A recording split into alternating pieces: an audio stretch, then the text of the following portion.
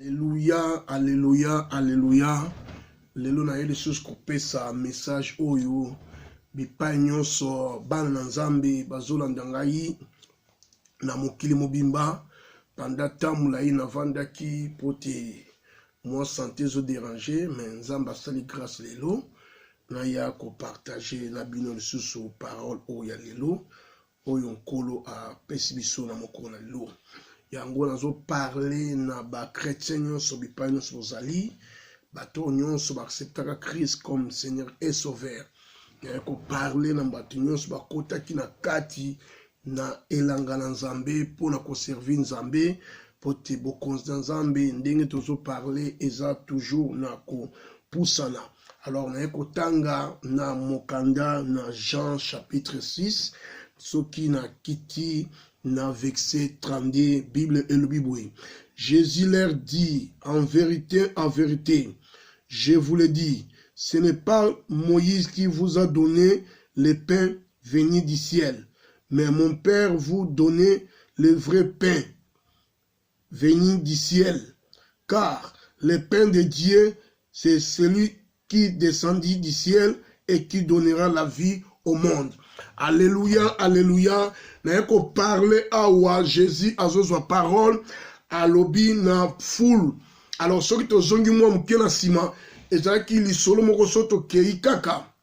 na Jean chapitre 6 omona ke ezalaki préparation ebele ya batu bayaki pona kozwa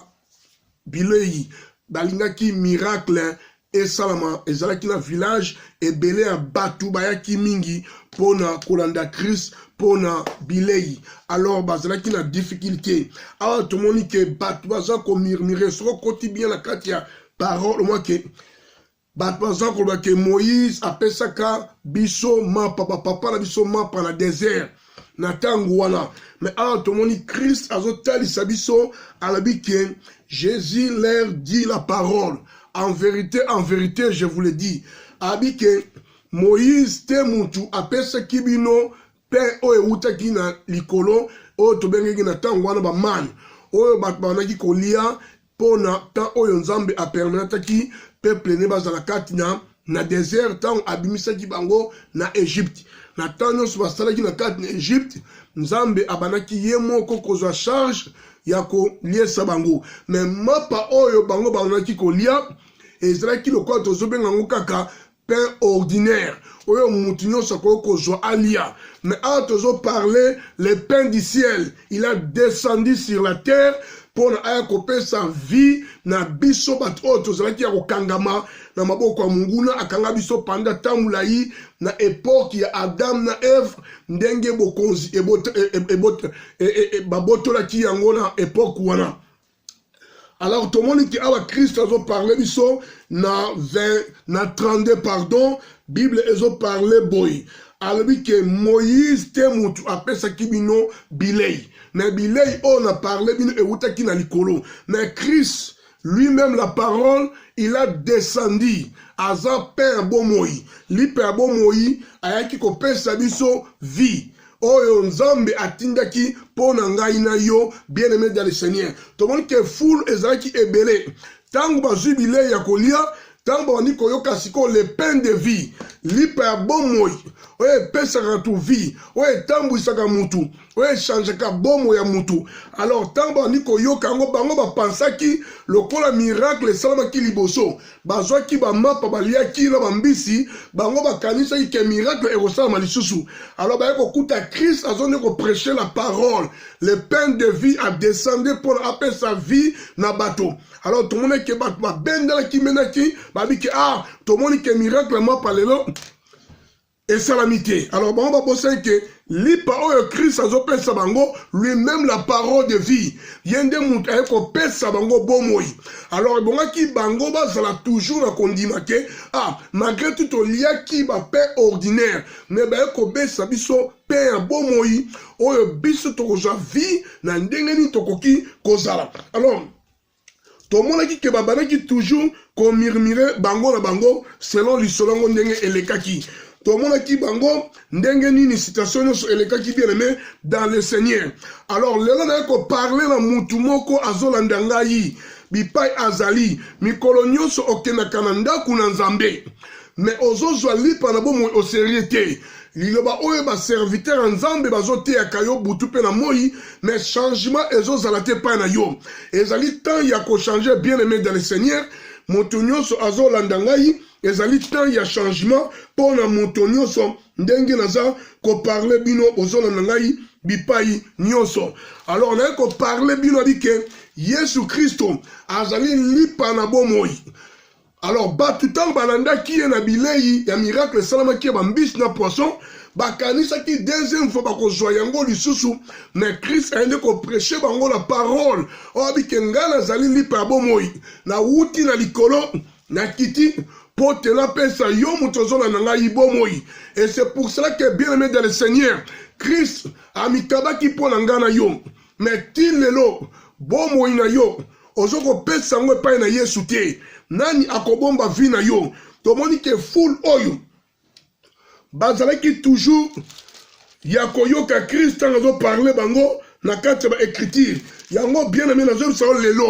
lelo eza mokolo na yo mpo na changement mpo ocomprendre Christ alingi nini alors so naki kotanga même na Matthieu na chapitre je pense que na 3 Matthieu chapitre 3 soki natangi na 3 na pardon bokomona ozoparle biso na verset 2 Bible elobi boye il disait repentez-vous car le royaume du ciel est proche. Repentez-vous car le royaume de Dieu est proche. C'est le temps de la changement bien-aimé. Tamoulaï ovandi bien-aimé na katina ensemble na Nzambe mais changement exact pas na yo. Et kobo à part makamutu à part koina na kati ensemble yo mutu oyambi déjà Christ comme Seigneur et Sauveur bien-aimé moto zolanda ngai na moto oyo ayambi Christ comme Seigneur et Sauveur à côté déjà na kati na elanga na Nzambe et bongi bomo na yo échanger okoma mutu ya kimia mutu ya maîtrise mutu ya kolinga batu mutu ya songi te na kati na ensemble na Nzambe yango na ko talisa bato bazona nanga na mokolo na lelo ngai ndeko na bino prophète Samuel Nzambe na eko pesa bino sous message oyo na mokolo na lelo Christ azo parle biso yazali lipa na bomoi oya wuti na likolo pota kita aya kotalisa ngala yo asala sacrifice pona mokili mobimba pona yo bien-aimé dans le Seigneur yo mutoza na bobungi la Bible dit que le royaume de Dieu est proche banda ko poussa na libela pote bokonza Nzambe e bandi na kokene na kokokisama yo mutoza libanda nano koti dans le Seigneur te to so kotaki obimaki lokolo homme charlène banda ko zongisa lokolo oyo e komi homme charlène na kati na église na Nzambe c'est ça que Nzambe ba promesse nyonso alaki yo akopambola yo avant arriver na ye aya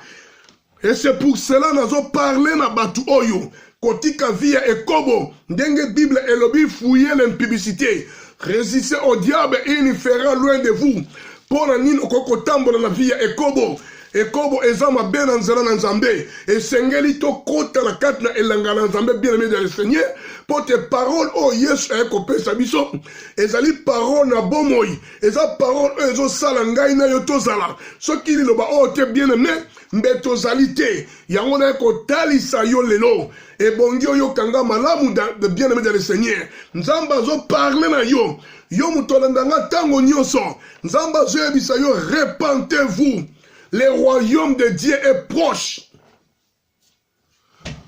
Yango na kotalisa yo ndeko na bipa yo vandi place no somo kilimo bimba et sengeli ozala toujours na crainte na Nzambe. Ndenge Bible dit que la crainte de l'Éternel c'est le commencement de la sagesse et c'est pour cela que batu oyo baliaki mapa soki ba comprendre ki Yesu makambo oyo bana koyebisa bango soki bazalaki na sagesse na ndimi te balinga ba panzala mona bwendana balinga bazala kaka wana babi malgré tout naliaki lipa oyo ezomona na miso banalie mais c'est que oyo ezali lipa na bomoi soki nga na saisir yango na ndimi yango c'est que vie nanga changer vie nanga changer na eko taliso bien aimé vie eko changer et ça kaka kati na Yesu Masia yo mutondimaka Yesu te lokola Seigneur na yo lokola Sauveur na yo lokola mobikisi na yo lelo na yebiso ke ndima lelo pote tangu eza lisusu te bien aimé dans le Seigneur et tant que prophète na Nzambe azo parler bino tangu eza lisusu te le royaume de Dieu bandi déjà na kopusana yo mutozola na ngai ezali masolo te oyo ebetamaka mais ezali préparation ndenge Nzambe abongisa mpona mokili na ye yo za libanda ti lelo nano okoti dans le Seigneur te changer bomoi na yo mipesa bomoi na yo epai na Nzambe komi pesa bomoi na yo na biloko ya mokili te bien aimé dans le Seigneur lokola batu oyo balandaki Christ ka mpona bilei alors tant bayoki parole bango na bango bake bipai na bipai yango na kotalisa yo muto ozolandanga ntango nyonso yo muto oyokaka ba message oyo simba message oyo na mokolo na lelo okomona makambo Nzambe akosala na bomoi na yo pe na libota na mobimba bien aimé dans le Seigneur bokomona Nzambe na kati ya mabota na bino et c'est pour cela na ko parler na bino bozolanda ngai tango nyonso ndeko na ngai na kati na misala oyo tosalaka dans le Seigneur tika ke Nzambe apambola bino Nzambe garde bino bipai nyonso bozali na message oyo na kopesa ndeko nyonso azolanda ngai tika ke loboko na Nzambe e manifeste na vie na bino na ba oyo nyonso balandi message oyo Nzambe apambola bino tokutana suna sima mikolo merci bye